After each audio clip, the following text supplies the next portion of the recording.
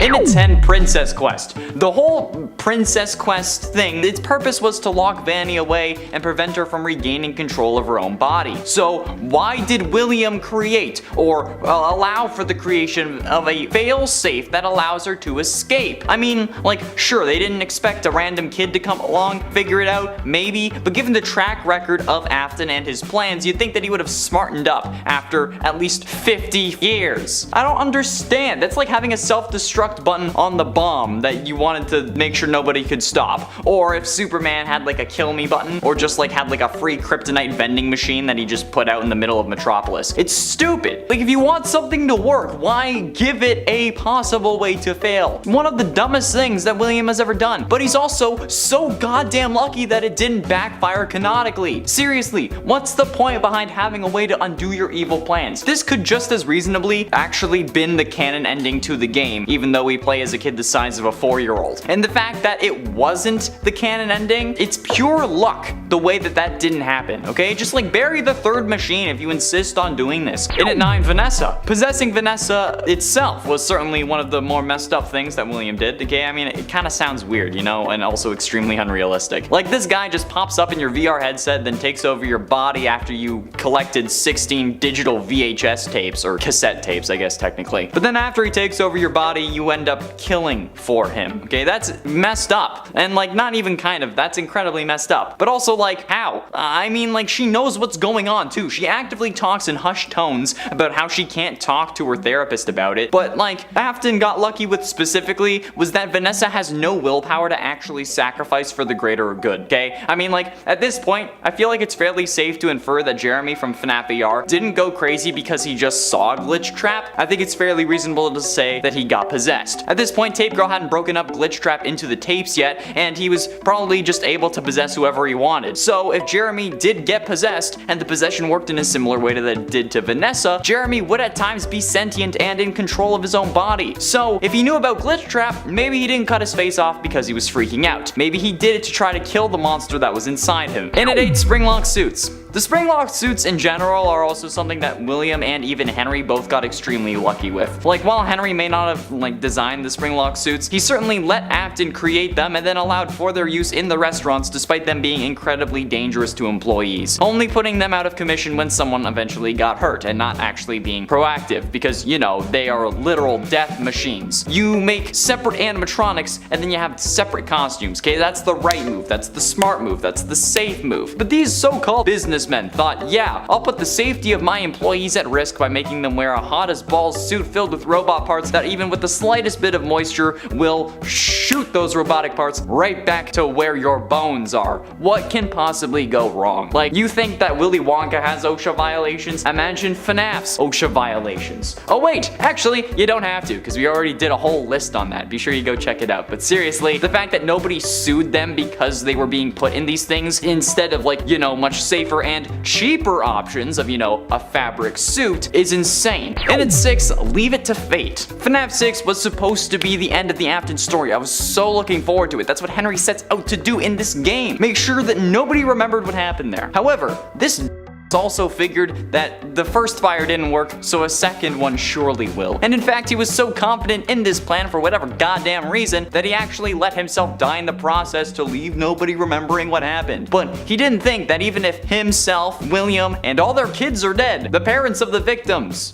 still know. And as we learned from Security Breach in the duffel bags, there are other parents who remember it too. Like, it's a whole thing in the FNAF universe. They cite the missing children from the Pizzaplex as happening again. If Henry had stuck around to see if the job was really done, maybe William wouldn't have been able to possess Vanny and come back yet again and just kill more people. Henry should have lit the place up, smashed everything that survived, and then maybe you could have offed yourself. But at least make sure the job is done first. Halfway through into number 5, Not a Snitch. Okay, I don't know how Gregory survived Security Breach in general, alright? There were plenty of times that this kid could have got. Particularly though when Freddy gets grabbed by the Moondrop animatronic right outside parts of service. You're telling me that Moondrop, the daycare attendant, the guy who has been chasing us every hour on the hour, told Vanessa that Freddy was in the parts and service room, but didn't mention that we were in the recharge station right next to it? He knew we were there. He waved at us while taking Freddy away. And then Vanessa talks to Freddy as if she doesn't know that we're listening in. It's almost like they're putting on a show. out. Like, sure, the daycare attendant isn't able to get us while we're in a recharge station, but we clearly aren't visible to him. He waved. So why wouldn't he also inform Vanessa about a kid in the recharge station while also saying, oh yeah, and I got Freddy? Okay, and if he did, why not bring that up when talking to Freddy instead of just asking him if he's helping us? Okay, it doesn't make sense. Daycare attendant not ratting on us is definitely a lucky moment, okay? I guess maybe he knows that snitches get stitches and that Gregory will tear him limb from limb with a smile on his face if he did, so maybe that's how it works. And at 4 Sprung. So this absolute animatronic genius,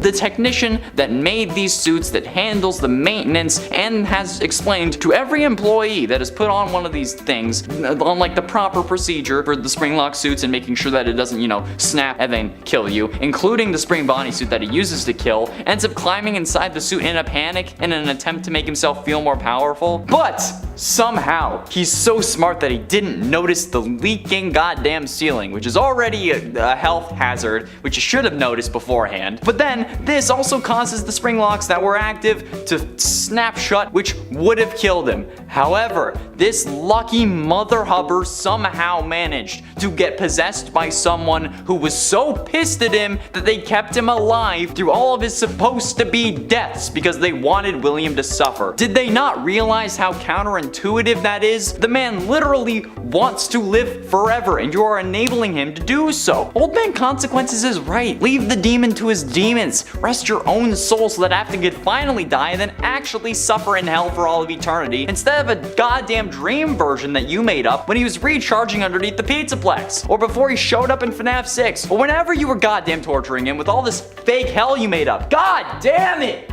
Getting close to the end, and at number 3, Moondrop. While there are plenty of times that Gregory could have been made in this game, particularly when Freddy gets grabbed by the Moondrop animatronic right outside of parts and service, that should have been it. You're trying to tell me that the daycare attendant, the dude who really wants to get us, told Vanessa that Freddy was in parts and service in the room or whatever, but didn't mention that we were in the recharge station that was right next to it? I mean, like, he knew we were there. He waved at us while taking Freddy away. What? Then, when she talks to Freddy, she's talking as if she doesn't know that we're listening in. It's almost like they put on a show. Like, sure, the daycare attendant isn't able to get us if we're in a recharge station, but we clearly aren't invisible to him because he literally waves at us. So why wouldn't he inform Vanessa about this while mentioning Freddy? And if he did, why not bring that up when talking to Freddy instead of just asking him if he's helping us? It doesn't make sense. The daycare attendant not ratting on us is definitely a lucky moment, but I guess, I don't know, maybe he knows that snitches get stitches, or maybe since Moondrop is such a damn creeper, he wanted to save us for himself. Oh god. But ultimately, and at number 2, baby. This guy is actually the luckiest mother alive. This girl was killed by a robot her father made that was specifically designed to kill. She was then locked away in an underground storage unit where she was regularly shocked and tortured by scientists, technicians that William probably hired so that they could try and find out the answers to why she's possessed. She goes through all of this, is locked underground for like 45 years at least, and then goes on to try to make her father proud in FNAF 6. She literally says, quote, "I will make proud, daddy," while her father is literally in the building with her. Girl, this man is the reason you are dead. Literally, there is no debate about it here. This is 100% William's fault. And the fact that he didn't put a blacklist of people not to kill only makes this more on him. But you still want to make him proud? And finally, and at number 1, the Palladium rule. I will stand by this until the day I die. And you know what? I used to call it the Platinum rule, but now it's the Palladium rule because it's a meme and I love it. The most ridiculous but luckiest thing that has ever happened in FNAF was the fact that William Afton killed people in his own place of business and then didn't get caught. I don't know if this was always his intention, but like, who the absolute living hell would think that this is a good idea? Seriously, even if it's a TV show, okay, How I Met Your Mother does have some good lessons. One of those is Barney's Platinum rule, which is if you have to see the person every day because you work with them or they live in an apartment next door to you, okay, don't engage in some form of relationship, okay, because come a breakup, which is statistically probable, it just results in awkwardness and pain. And while this isn't the exact same thing, you are at this building all the time. Your name is a part of the company company, so why would you think that this is a good idea? Literally go anywhere else, okay? You ended up even getting banned while there was an investigation underway. I don't get it. In at 10 paint cans. After starting the game and getting to the free roam section of Security Breach where you have the tutorial for distracting animatronics, I just want to mention how goddamn lucky that is, okay? Like, one of the animatronics that you're going to need to avoid, no matter how damn fine she is, you need to avoid her, is literally eating garbage right in your way. But somehow, there's also a stack of paint cans randomly on a random cart in the middle of the hall in front of you. The cart is also, for some reason, blocking the hall, which I'm sure multiple employees love having to take the long way around, but it's fine that it's blocking the way because you can knock over these convenient and empty paint cans so that Chica will come and investigate it. I'd say her taking the way that she does is also lucky, however, this is like one of the only times where pathing makes sense since she's right next to the door that she ends up using, and I think that any other person in this situation would have done the same thing. However, one thing that I don't understand is in at 9, inconvenient exit. During the so-called interrogation and torture scene in Parts and Service, from what I've been seeing YouTube videos titled online, Vanessa is questioning Freddy about Gregory and accusing him of helping Gregory, which I mean is true, but she shouldn't have to actually accuse him of that, more on that later. But after telling him that she's gonna leave him down there until his casing can be put on a new endo, which doesn't really make sense if the coating is the issue and not the endoskeleton, like, still, why would you leave to go to Rockstar Row through Roxy's lift when you could easily have just turned around to come our way and head into the main atrium? That's where Gregory is for the majority of the game. That's where all the animatronics have been spotting him, and it would make more sense to go there than to Rockstar Row, where maybe he was seen twice at this point. I don't know, it seems weird to me, but the reason that this is lucky is because had she chosen to go the more logical route, which would have been towards us, she would have walked through the doors we were hiding behind, and it's not like we have much room to hide around them, okay? The walls on either side of this door are made of glass. She would see us run into the charging station or wherever else we went. So yeah, her choosing to exit in the most inconvenient way to her actually ends up helping us out. And at 8, Freddy. Just everything that Gregory does with Freddy seems to work out eventually, even if not at first. Look at what he does before the doors actually close the first time. He sends us to get a pass in order to free him from the green room, and then everything seems to be going well. But then for some random reason, without ever mentioning this before, he tells us that he senses that we are broken and that he needs to bring us to a medical tent so that he can fix us up. Whether this was meant to be a nod to Crying Child or not in this case doesn't matter. Point is here that it didn't do anything, okay? We get a run-in with Vanessa that later turns into a TikTok meme, but other than that, we stay the same, okay? We don't get healed, we don't get a band-aid because we could have had the one that's on his character from the start, and we get in that booth, instantly turn around to watch the Vanessa and Freddy scene, and then after that, we leave instantly, and Freddy never mentions how we're still broken. And being broken, in this case, never seems to come up again or cause us any issues. Especially since now, with that little pit stop, even if you go full steam ahead, you can't make it out of the front doors in time. That one little interaction is the 30 seconds that we needed in order to escape out the front doors, but thanks to Freddy, we didn't make it. But he still doesn't abandon us. He just tries to help. I mean, I don't know, it's off, okay? And if Freddy is evil, him not revealing it there and then is definitely lucky as hell. And at 7, calling the cops. Let's look at this logically, alright? Henry knew what was going on with Afton, and that Afton had some shady scenarios cooking in his brain. So if he knew that this man was up to no good, and he was fearing for his daughter's safety, why didn't he make the call to the police and be like,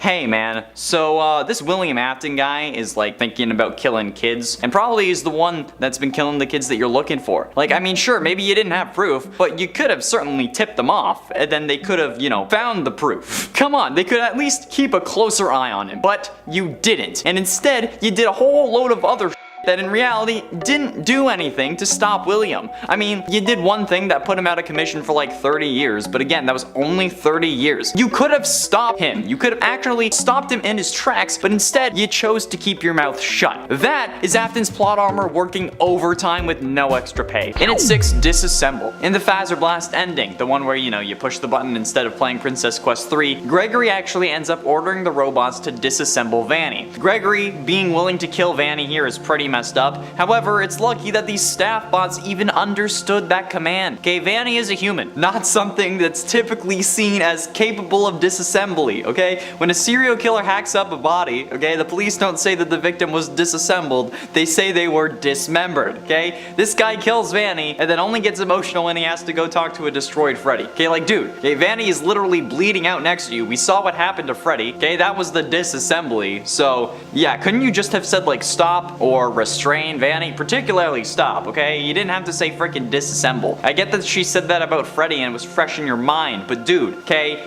You're not panicking about literally anything else. And if the robots hadn't understood that command because, you know, humans aren't disassembled, then it would have caused you a hell of a lot of pain. It worked on Freddy because robots can be disassembled because they get assembled in the first place. But now I am definitely going to start calling pregnancy assembling a human now, so that's fun. Thanks for that. How about doing a number 5, glitched Freddy? Alright. Hear me out. It seems highly convenient that we just so happen to be at the show where Freddy glitches out, and that seemingly, as we're led to believe, this glitch is what causes him to refuse the Afton virus code thing. Like what?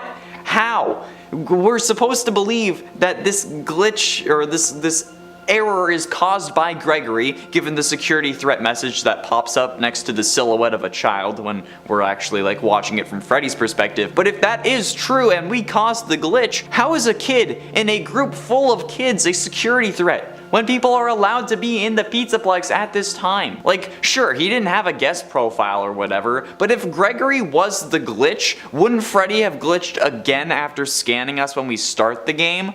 Honestly, I think that the hardest part to believe about this, strangely enough, is the fact that we were able to climb inside of Freddy while he was glitching out on stage without anyone noticing. Like sure, maybe he wasn't on stage when we ended up climbing in, but a glitched animatronic is surely going to have some form of personnel around them so that they can get fixed up, especially when he is the headliner and it happened during a show. No way that he didn't go through parts and service before we actually end up meeting him in the first moments of the game. That's some strange, like, god level luck right there, okay? Is that really what happened? Jeez, that's some Talos level luck right there. Oh, praise mighty Talos. In it for destruction. Speaking of tearing animatronics limb from limb, isn't it convenient that there is a way to break every other animatronic that isn't Freddy, and then that leaves the animatronic broken in the right way to remove whatever aspect that you actually needed to upgrade Freddy? Hell yeah it is. It's so lucky that there is somehow a way to break each of the animatronics in the perfect amount for the animatronics as well, okay? And it works the first time. And even with Chica, okay, we push her into a trash compactor and somehow don't get crushed ourselves despite her grabbing onto our leg, okay? We only get pulled into another area that we can still get back to the Pizzaplex through instead of being pulled into the trash compactor and crushed. So yeah, needless to say that looking at it logically, it's extremely lucky that there is a way to destroy each of the evil animatronics in a way that allows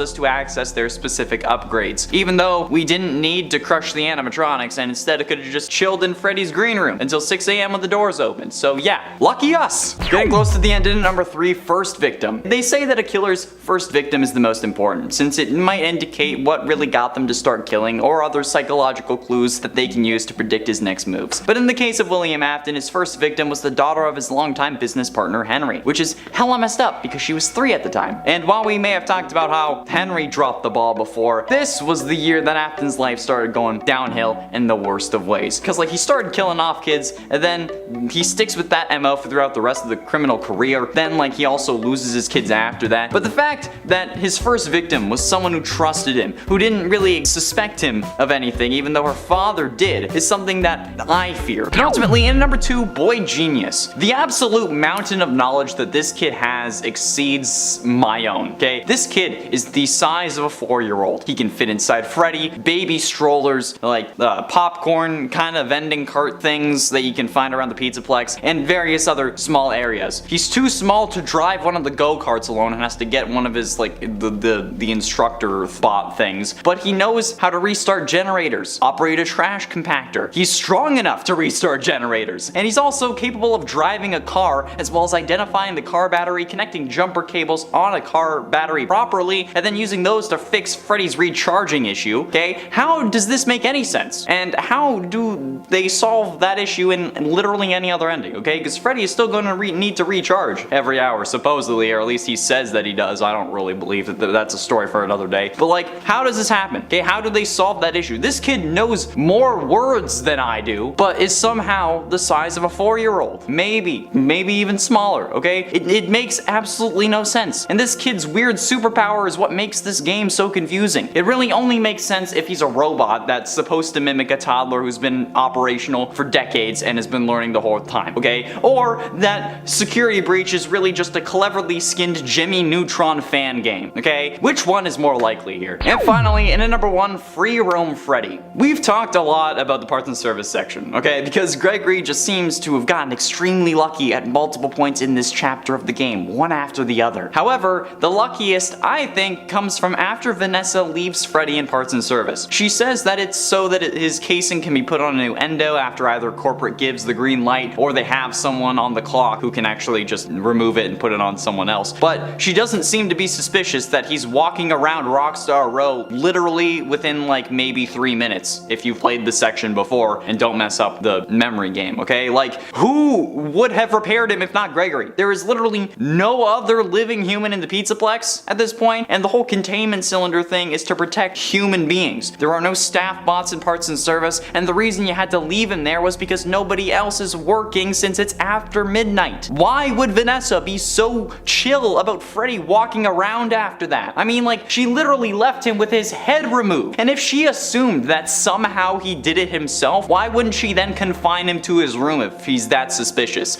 Especially after just accusing him of helping to protect Gregory. It was something that confused me so much in my first playthrough, so I figured that Vanessa would pull us out of Freddy if we got too close. But I walked up to her to test it, and nothing. It would have been easy to make just a little modification to her code for this part of the game and make her actually be like, why are you here? Rip out Freddy. Or rip out Gregory, not Freddy. But like, come on, you could have made Vanessa a little bit more dangerous at this point, but no, okay? Gregory venting certainly isn't the only thing that's sus about this game. Let me just say that. In at 10, closed doors. Okay, so the reason we get stuck in the Pizzaplex in the first place in this game is because we don't make it to the doors before midnight and then they close on us. Somehow being unable to open again, despite that being a horrible safety hazard. But that's still awfully convenient for not only the game, but for Vanny and William Afton in general, right? I mean, it's not lucky for us, but this is about the game's luckiest moments. So how did that happen?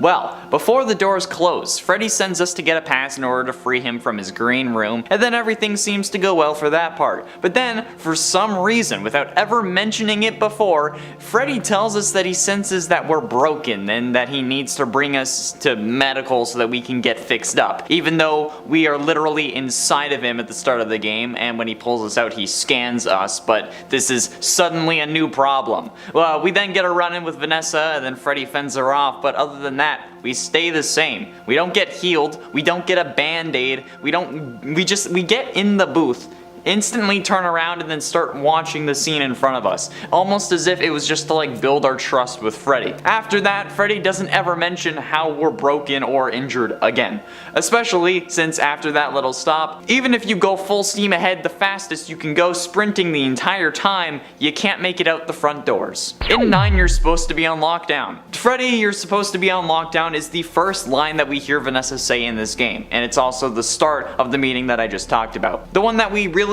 shouldn't have had because we weren't injured? Yeah, well, interestingly, this conversation actually also describes how lucky we are. Firstly, if Freddy is supposed to be on lockdown, why is it just Freddy who is? Like, why? Is it because he glitched out? And if that is the case, wouldn't you be glad that he's working again? You know, for the company's sake? And secondly, it's incredible that Vanessa sees Freddy, tells him that he's supposed to be on lockdown, and then doesn't escort him back, allowing him to just roam free afterwards. And then she doesn't even continue to go the way she was walking. After scolding Freddy, she turns around and walks back the way she came while she was searching for us, facing even more towards us while we're in the booth, and doesn't notice the feet under the curtain or the kid watching from between the curtains. Weird. right? Especially when she's supposed to be looking for us. I don't know, it just seems off to me, okay? It's like a whole load of this game does. Oh, by the way, if you're liking this video and want to see more weird moments from Security Breach that shouldn't have happened, hit like and subscribe and let me know in the comments. In at 8, Pizza Maker. When we end up getting trapped by Chica, if you don't try to escape through L chips and you try to go the other way, we end up getting stuck in a security office with only one working door, which Chica is guarding. However, we also just so happen to have access to a monitor connected to the online Freddy Fazbear Pizza Maker, an online service where we remotely control a robot to make a pizza that just so happens to lure Chica away from us.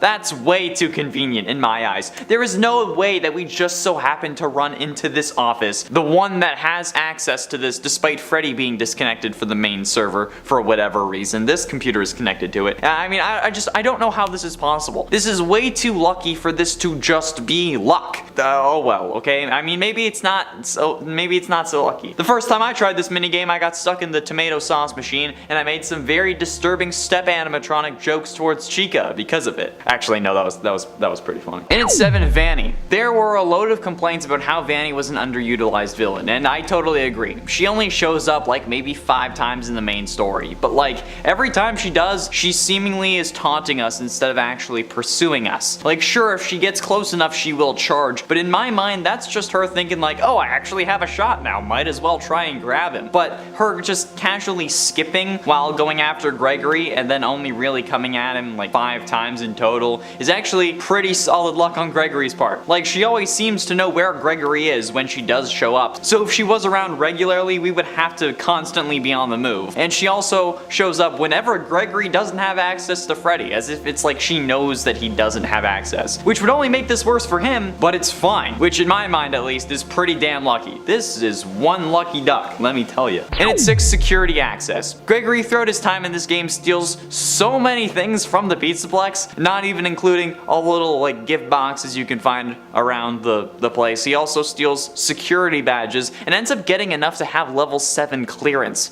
It's like a 4-year-old or however old he is, okay? It doesn't matter in this case. It's really unclear how old he is or how tall he is because he can't ride the go-kart alone, but he can fit in Freddy's cake cavity, but he can also speak full sentences with proper grammar and knows more words than I do. Like, again, no idea how old he is, but no matter what, how is he able to gain level 7 clearance? How are these so readily available for him to steal? And how is it that taking these badges always triggers some form of event that makes everything worse? How are the security guards supposed to use these badges if this is what happens every time they take it? Or you know what, an even better question, how are these security badges just laying around in like really special containers when the security should just have them on their belt with their normal clearance level, okay? Because getting multiple level 1 passes doesn't end up adding up to a maximum of level 8 clearance. That's still level 1. It's just a lot of level 1.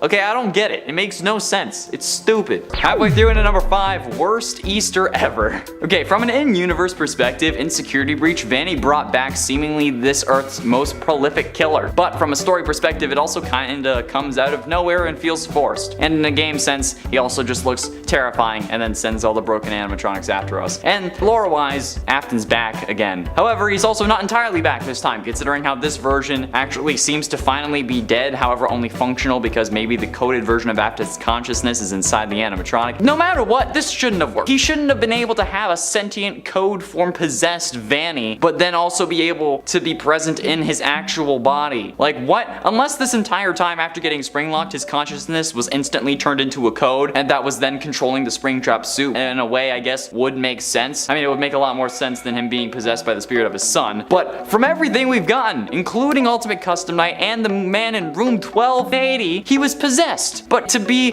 kept alive so he could keep suffering, okay? Meaning that none of this should have worked.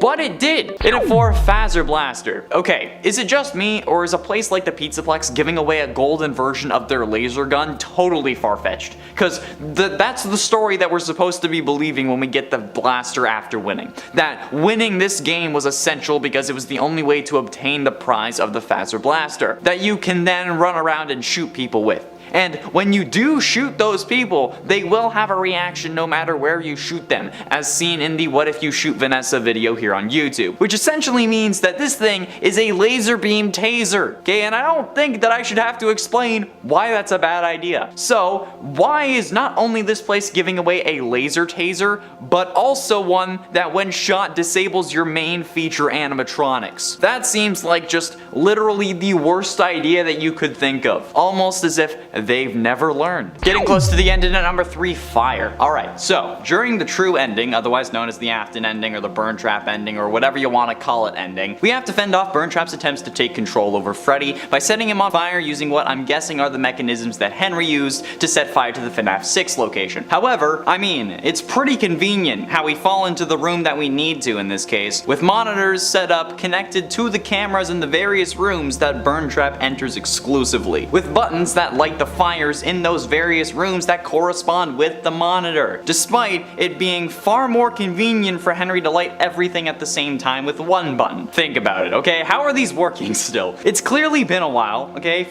Based on some comments, apparently the Pizzaplex has been open for at least 4 years, which I don't know if it's accurate, but if it is, these cameras and old computers are still working 4 years after being set on fire. That was enough to ruin the building. Not to mention a sinkhole that had to open up underneath it since we have to travel down an elevator to get there, and like, how is it working after all of that? And if you say that it was Vanny, why make sure the fire systems are still working and then set them to be on separate buttons, okay? Plus, now these computer monitors are literal dinosaurs. How did they work before the fire, let alone after? Yeah. And finally, in at number 1, canon ending. During the true ending, or the Afton, Burn Trap ending, whatever the hell you want to call it, everything we experience is so freaking insanely lucky, like beyond even protagonist standards of luck.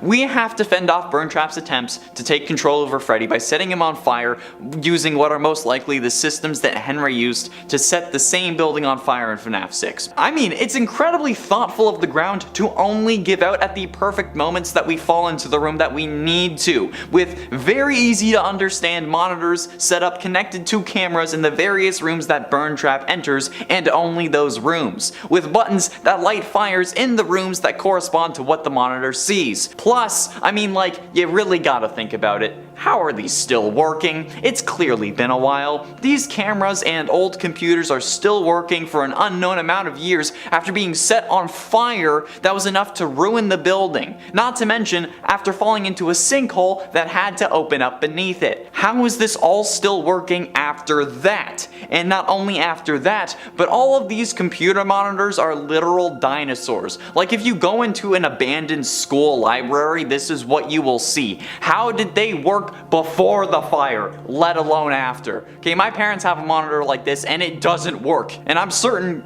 we took better care of it than a decrepit pizza brand that's been set on fire multiple times. So I don't know how this happened.